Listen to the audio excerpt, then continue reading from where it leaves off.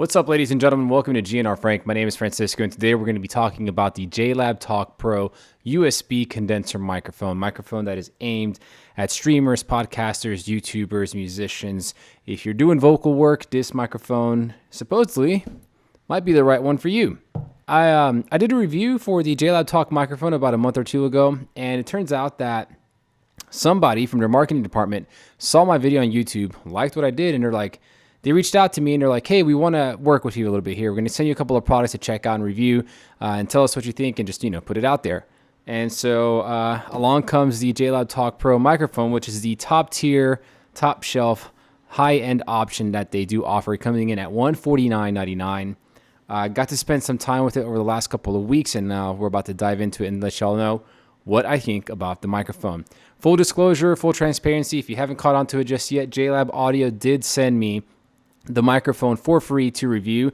They did not tell me what to say.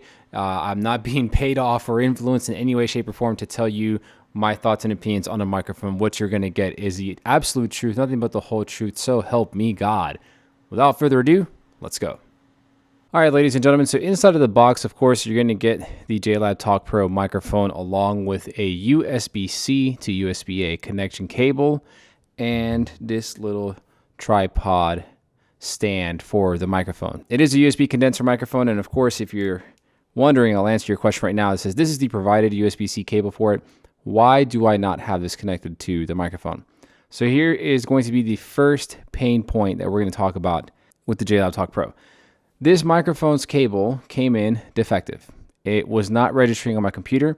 It would send power to the microphone would power on, but unfortunately it just would not register with my PC. My PC would fail to recognize this microphone as a USB microphone. Therefore, I wasn't able to use a microphone using the provided cable. So what I have here is a different USB-C cable connected to the microphone, and I'm able to use a microphone.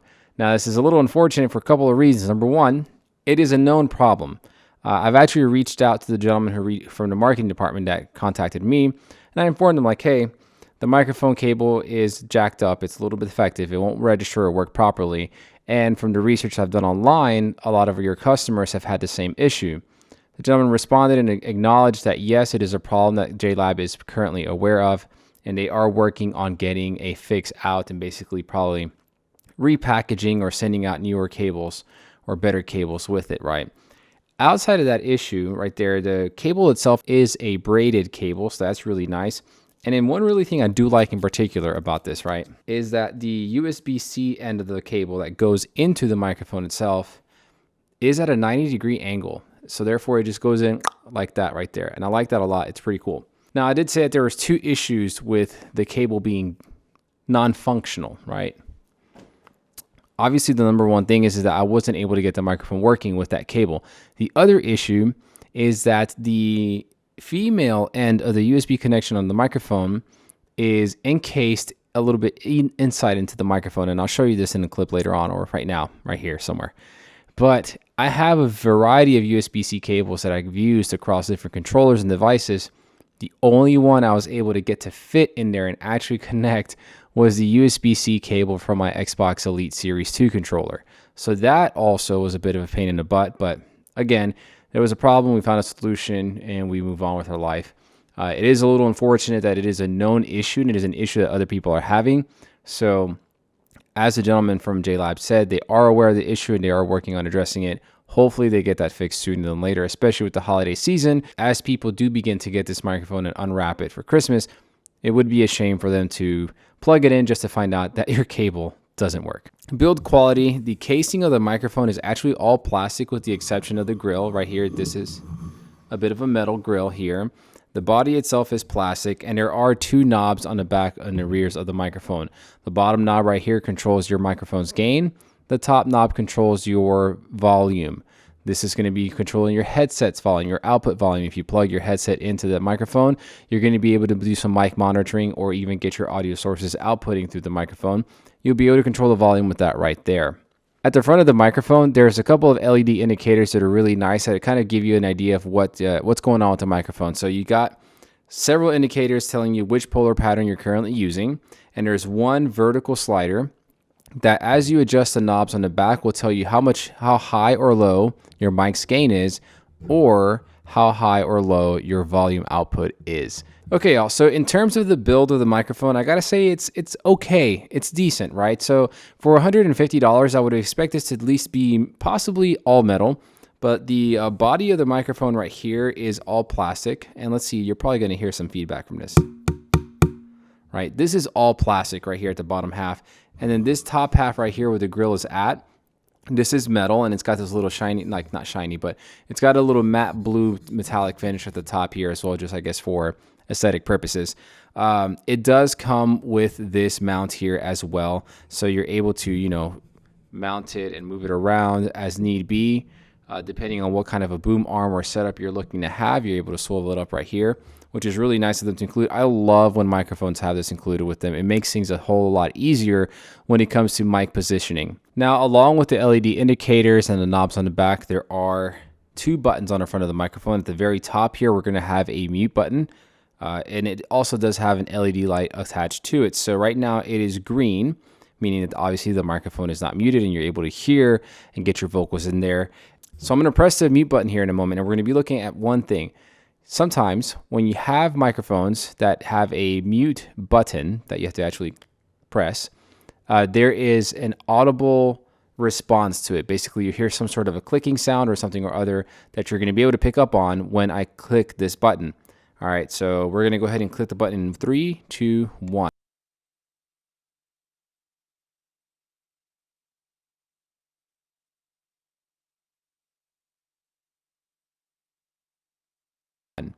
And just like that, the microphone is back online. So I have Audacity running in front of me right now. I'm looking at the waveform as I record, and I noticed that when I click the mute button to mute the microphone, there was no audible response for it, which is really cool. However, when I click the mute button again to unmute the microphone, there is a very small audible response to it right there. So I'm not sure how much it bleeds into the audio, but we'll find out in post, I guess, right? The second button on the microphone at the front is actually the logo itself, right?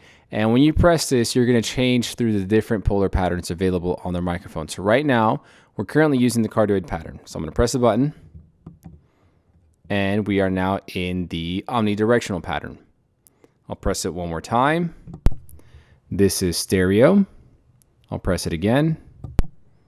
And now we are in bidirectional. And I have noticed in the waveform here that every time I've pressed the button to change the polar pattern, there is an audible response to that. All right, so we're back on the cardioid pattern. We're going to see how much noise this microphone can pick up. Keep in mind that the condenser microphone is aimed at my mouth, and I have my keyboard here at the bottom of the desk behind the microphone. So I'm going to just type away and see how much we can pick up in 3, 2, 1. So this is a Logitech G513 mechanical keyboard. I don't know the name of the switches at the top of my head, but I'll go ahead and include it here on the bottom just so you can see. This is the stereo pattern. Okay, ready? 3, 2, 1. And now you're listening at my keyboard. I'm wondering how much you can hear. I'm looking at Audacity right now, and the waveform is coming in pretty thick. So I'm imagining that this noise is getting picked up really nicely right here. Now this is the bidirectional polar pattern. And once again, we're going to go ahead and start typing away so you can get an idea of what this sounds like, right? So 3, 2, 1, go. I'm just typing away. I have really a I have a Google Doc file opened up that literally has like just shenanigans typed into here. I'm just literally just typing away. There's nothing at all. Someone's going to open this up one day and wonder what the hell happened to me. Lastly, we have the omnidirectional polar pattern. I bet you this is going to be the one that picks up the most. Ready? 3, 2, 1. Huh. Surprisingly enough, it actually isn't picking up the keyboard as much. Interesting. That's kind of how the microphone performs in regards to noise rejection and all this. And it seems like, obviously, it being a condenser microphone, it does pick up a lot of noise.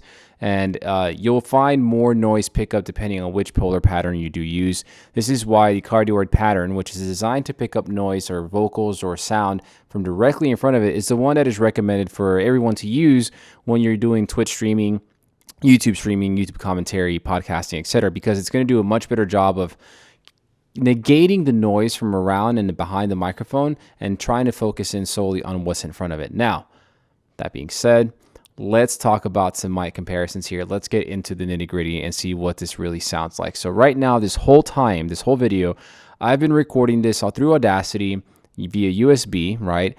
Using the cardioid pattern with no post-processing whatsoever. And that's what this microphone sounds like right now, plug and play right out of the box. So I'm gonna pull up something to read for you just so that we can get an idea of what this sounds like compared to a different microphone.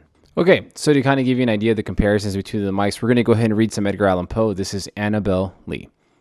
It was many and many a year ago in a kingdom by the sea that a maiden there lived whom you may know by the name of Annabel Lee. And now, Annabel Lee on the Shure MV7 using the XLR connection. It was many and many a year ago in a kingdom by the sea that a maiden there lived whom you may know by the name of Annabel Lee. It was many and many a year ago in a kingdom by the sea that a maiden there lived whom you may know by the name of Annabel Lee. Now I've got the Shure MV7 hooked up via USB using the Shure Plus Motive app. It was many and many a year ago in a kingdom by the sea that a maiden there lived whom you may know by the name of Annabel Lee. So at the end of the day, I think that JLab has a really, really solid microphone here with the JLab Talk Pro. I do feel that there is an exponential improvement in quality from the JLab Talk to the JLab Talk Pro, which makes sense with the exponential increase in price, almost double the price, right? There are a couple of things that I feel like JLab could do to improve on the quality of the microphone, given its price right now. For starters, I would love to see a much better build quality for the microphone. With the bottom half of the microphone being plastic, I am concerned with the fact that I feel if I drop this thing, I might crack the case. That is the last thing you want to happen, especially when you spend any money, but especially if you spend $150 on a microphone, you want to make sure that it's going to physically last. The other thing that I do think that they need to work on, and I know that they are, is the cable issue. So it is rather unfortunate that not just me doing it, right, but it is unfortunate that it is a known issue that the cable is arriving non-functional to its customers. And that could be one of the most discouraging and saddening things. Thankfully, the response that I got from the marketing rep there, it was almost immediate, and they acknowledged the issue, apologetic and everything, right? And they said, hey, look, we're aware of the issue. We do acknowledge that it's a thing that other customers are dealing with at the time, and our team is currently working on an improved cable right now. So I have no idea what time the time frame is going to be for it to be fixed or when it's going to start launching with a better cable. But nobody wants to really get a package, open it, and just to find out that it doesn't work. So that is a little sad. In terms of sound quality, I do feel that this microphone sounds absolutely amazing. It sounds really good. What I'm seeing here in Audacity, what I'm hearing in playback and in testing, the microphone sounds really, really good. And it has every reason to. This microphone records at 192 kilohertz per second at 24-bit. This is a really good quality microphone. It sounds really good. The fact that it's USB, the fact that it's plug and play, you take it where you want, you plug it in, and you're good to go, is a really nice bonus, and it's a great feature. It makes things a lot easier because when you start delving into the world of XLR, then you start having to look into audio interfaces and mixers and DAWs and all these other things. And for someone going into the entry level of things, that could all be a little intimidating. It was intimidating for me, and I can imagine it would be intimidating and expensive for everyone else as well. Would I recommend this microphone, and who would I recommend it to? I would 100% recommend this microphone to you. I would recommend it to you if you are a Twitch streamer. I would recommend it to you if you are a podcaster or a YouTuber trying to create content using commentary. The only other thing, and I wish I had a Blue Yeti around, is that I want to compare it to a Blue Yeti. And see what that sounds like, because the Blue Yeti microphones are the ones that everyone and their mom has and uses for content creation, right? And I wanted to see kind of how big of a difference that is, because the Blue Yeti nowadays, you can get it for about $129, whereas this one comes in at $150. And I'll tell you this, the Blue Yeti coming in at $129 has a metallic build to it, so it's a much sturdier microphone, which also kind of makes me a little sad, because as great as this microphone sounds, the build quality is the only thing I'm really concerned with. Everything else with this microphone excels, and it does a really good job.